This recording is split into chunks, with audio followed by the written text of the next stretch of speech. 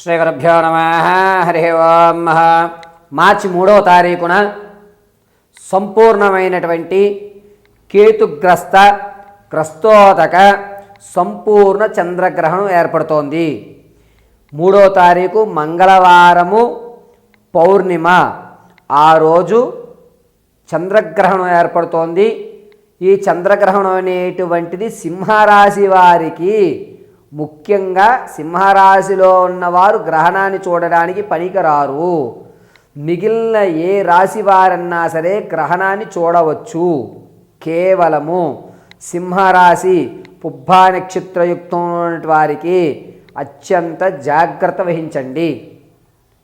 ఈ గ్రహణము అనేటువంటిది మంగళవారము 3వ తారీఖున సాయంత్రం వేళ 3:19 నుంచి ప్రారంభమయ్యి 6:46 వరకు కూడా ఏర్పడుతోంది.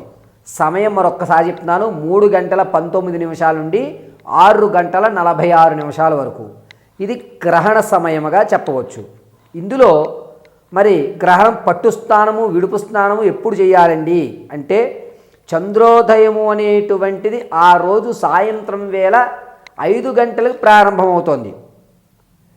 అయితే పట్టు స్నానం అంటే గ్రహణం పట్టేటప్పుడు చేసేటువంటి స్నానం 6:02 చేసి, విడుపు స్నానం 6:48 చేయాలి.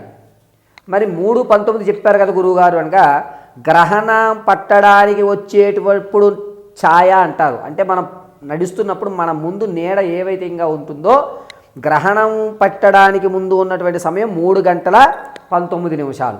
3 గంటల నుంచి 5 గంటల వరకు స్నానం చేసినా చేయకపోయినా పర్వాలేదు, కానీ ఖచ్చితంగా 6 గంటలకైతే స్నానం ఆచరిస్తే దాన్ని పట్టు స్నానమని, గ్రహణం అయిన తర్వాత విడిచిపోయేటువంటి స్నానాన్ని విడుపు స్నానం 6:48 విడుపు స్నానం అని అంటారు. అయ్యా, ఏ రాశి వారికి ఈ గ్రహణం యొక్క ప్రభావం ఉండబోతోంది? ముఖ్యంగా సింహరాశి వారికి ఈ గ్రహణ ప్రభావం ఉండబోతోంది. కేవలము సింహరాశి వారు మాత్రమే అత్యంత జాగ్రత్తగా ఉండాలి. ఈ గ్రహణ సమయంలో మీరు గ్రహణ వ్యవస్థను చూచినా లేదా చేయకూడని పనులు ఈ సమయంలో చేసినా, రానున్న రోజుల్లో మీకు జరిగేటువంటి విపత్తులు చాలా ఇబ్బందిదాయకంగా ఉంటాయి. వాటి నుంచి మనం బయటపడాలి అంటే కనుక ఈ సింహరాశి వారు ఏం చేయాలి అంటే, గ్రహణ సమయంలో మీ ఇంటి దేవతను కానీ లేదా శ్రీమాత్రే నమః అని కానీ, నమో నారాయణాయ నమః అని కానీ, లక్ష్మీ నరసింహస్యే నమః అని కానీ, ఏదన్నా ఒక దేవతామూర్తి యొక్క మహామంత్రమైనటువంటి నమశివాయ అని కానీ, అధమ పక్షం ఓంకార శబ్దం చేసినా కూడా ఎట్టి గ్రహ దోషాలు ఉండవు. ఇది శాస్త్ర సమ్మతము. గ్రహణాల్లో మంత్రజపం తీసుకున్నటువంటి వారికి మంత్రం పట్టు ఇవ్వడానికి నాలిక మీద కాళీమాత బీజాక్షరాలు రాస్తే ఏ విధమైనటువంటి పేరు ప్రఖ్యాతులు పొందాడో కవి కాళిదాసు, అంతటి నాలిక దృఢమైనటువంటి వాక్శుద్ధి కలగడానికి ఈ గ్రహణ సమయము అనేది అత్యంత అద్భుతంగా ఉపయోగపడుతుంది. చాలామంది కాళీ మహావిద్య చేద్దామని కానీ, దశ మహావిద్యలు ప్రారంభం చేద్దామని కానీ అనుకున్నటువంటి వారికి ఈ పాల్గొన మాసంలో ఏర్పడేటువంటి ఈ గ్రహణము అత్యంత శుభస్య శీఘ్రంగా ఉంటుంది. మంచి గురువు వద్ద మంత్రోచ్చారణ తీసుకుని ఈ గ్రహణంలో మీ యొక్క సాధన ప్రారంభం చేయండి. గ్రహణంలో సింహరాశి వారు తీసుకోవలసిన జాగ్రత్తలు: 5 గంటల్లోగా భోజనాన్ని పూర్తి చేయాలి. 5:30 నుంచి 7 గంటల వరకు కూడా ఎటువంటి పదార్థము ద్రవ్యాలు తీసుకోరాదు. ఏదన్నా భగవత్నామస్మరణ చేయాలి.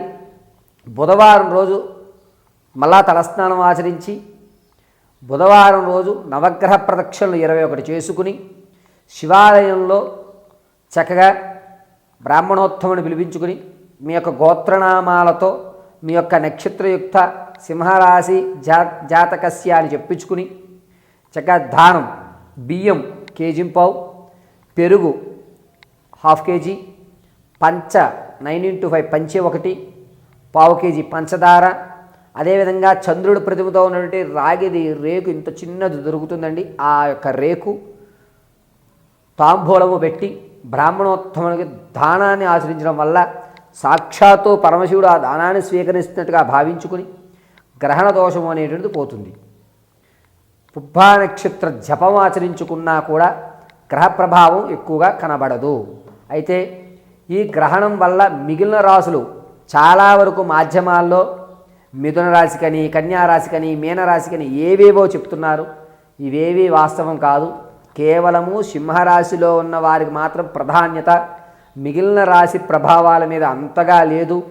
ఎవరూ కూడా భయపడవలసిన అవసరం లేదు. గర్భిణీ స్త్రీలు మాత్రం జాగ్రత్తగా 5 గంటల కంటే ముందే మీరు భోజనం ఆచరించేయండి. 5 గంటల నుంచి 6:48 వరకు ఎట్టి పరిస్థితుల్లోనూ ఏ పదార్థాలు స్వీకరించకండి. ఒకవైపుగా పడుకోండి. ఇబ్బందిదాయకంగా ఉంటే బ్రాహ్మణోత్తములు మీరు సంప్రదించినా, ఏ పూజా స్టాల్లో అడిగినా దర్భ అనేటువంటిది లభిస్తుంది. ఆ దర్భని మీ పొట్ట దగ్గర పెట్టుకుని చున్నీ కానీ బట్ట కానీ కట్టుకుని మీకు ఎటు వీలుగా ఉంటే అటు పడుకోండి. భగవత్నామ సంకీర్తనకు సంబంధించినటువంటి విషయాలు కానీ, లేదా ఉగ్రంగా ఉన్నటువంటివి కాలభైరవాష్టకం కానీ, లేదా దుర్గా సూక్తాలు కానీ, ఇటువంటివి కాకుండా సౌమ్యంగా ఉన్నటువంటి లలితా సహస్రనామము, గురుపారాయణ, వెంకటేశ్వర స్వామి వారి యొక్క భజన కీర్తనలు, గోవింద నామస్మరణలు ఇటువంటి వినడం వల్ల మీ శిశువు చక్కటి ఉన్నతమైనటువంటి నక్షత్రంలో మీకు ఉపయోగపడే విధంగా జన్మించడం జరుగుతుంది. గ్రహణాల్లో నెగిటివ్ ఎనర్జీ ఎక్కువగా ఉంటుంది కాబట్టి గర్భిణీ స్త్రీలు చాలా జాగ్రత్తగా ఉండండి. అయితే ఈ గ్రహణము కేవలము సింహరాశికే ఉంటుంది. చాలా జాగ్రత్తగా ఉండండి. మరిన్ని విషయాలు తెలుసుకోవాలంటే కింద స్క్రోల్ అవుతున్న నెంబర్ని సంప్రదించండి.